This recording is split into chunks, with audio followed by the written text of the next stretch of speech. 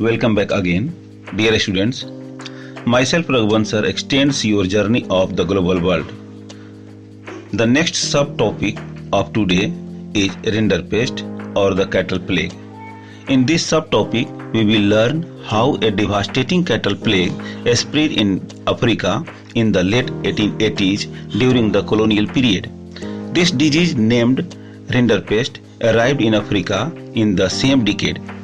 It was carried by infected cattle imported from British Asia to feed the Italian soldiers invading Eritrea in East Africa. Entering Africa in the east, rinderpest moved west like forest fire and reached Africa's Atlantic coast in 1892.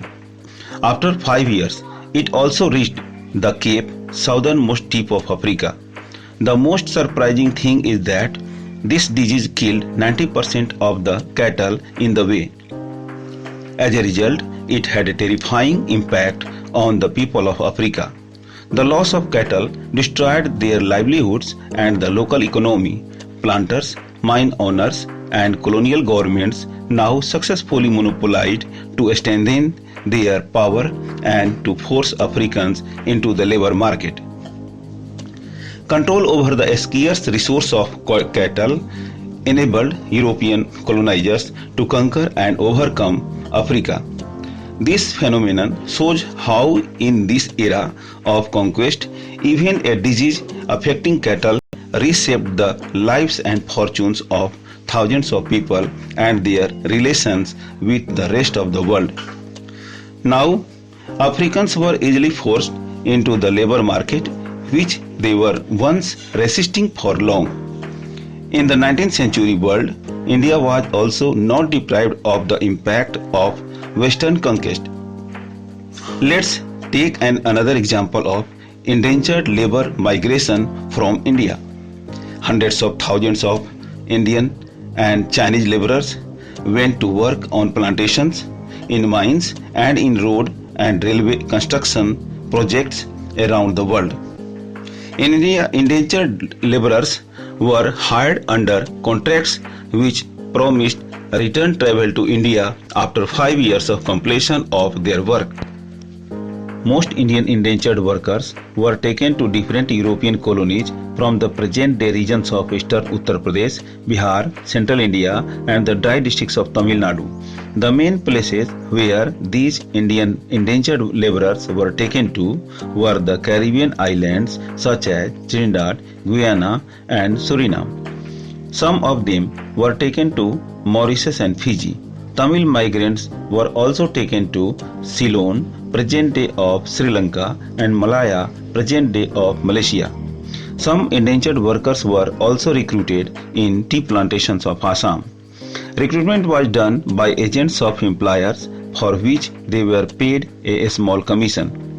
Agents tempted these prospective workers by providing false information about their final destination or working place, modes of travel, the nature of the work, and living and working conditions.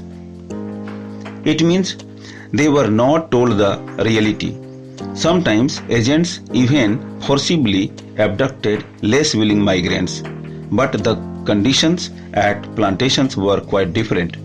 Living and working conditions were very difficult and there were few legal rights. In such harsh conditions, many workers fled away, though if caught they were punished severely.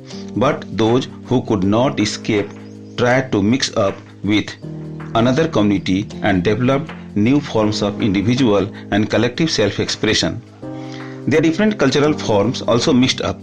One example of such blending different cultural forms created chutney music that became popular in Trinidad and Guyana. Slowly, people lost their original identities and became something new. They married in different communities and thus created a new descent.